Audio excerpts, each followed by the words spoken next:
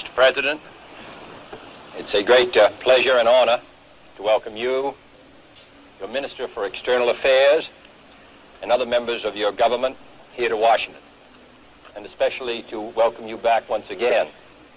I think it's most appropriate that this ceremony should be held between the White House on the one side and on the other between the Washington Monument and the memorial to Thomas Jefferson.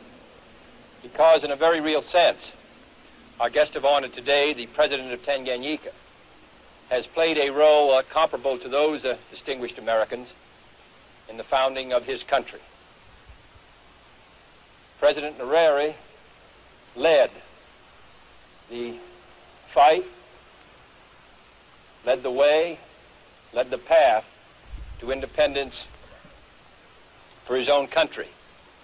And he is recognized, as our early founding fathers recognized, that that was only part of the struggle, and in some ways the easiest part. The more difficult is to build a cohesive society once independence has been founded. And it is for that, Mr. President, and for your efforts in this regard, that you are most admired in this country. This is the great test of the statesman, to build once independence has been achieved.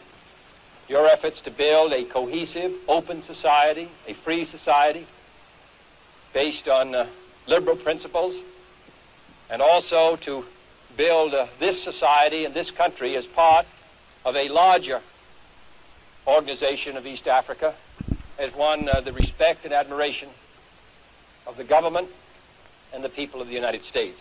You are engaged in great work, Mr. President, and we feel it most opportune that you should visit the United States in the summer of 1963, when so much is changing in your own country and in Africa, and where so much is changing here.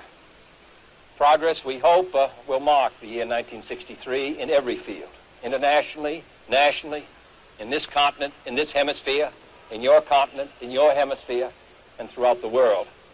And it is, therefore, a most happy occasion for all of us to welcome a distinguished leader of Africa, a distinguished leader of his own country, a distinguished leader for peace and justice throughout the world, the President of Tanganyika, President Nyerere.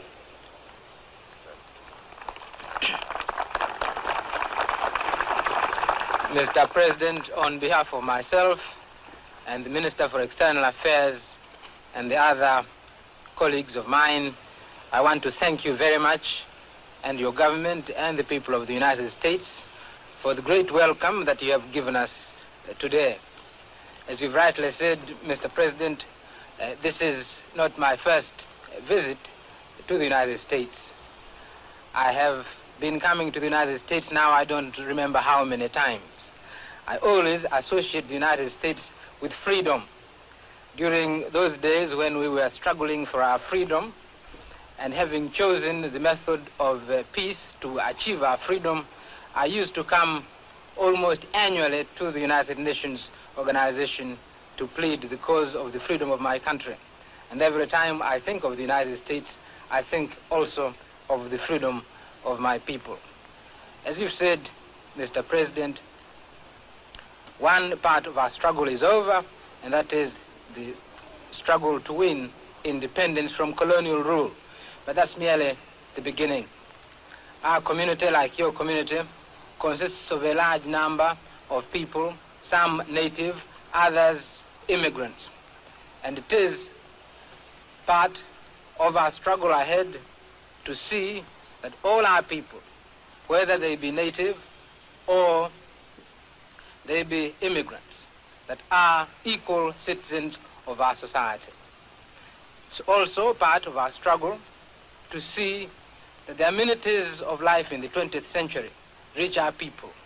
You know, Mr. President, that we're very, very far from achieving the goal of raising those standards of living without which the struggle for independence is not enough.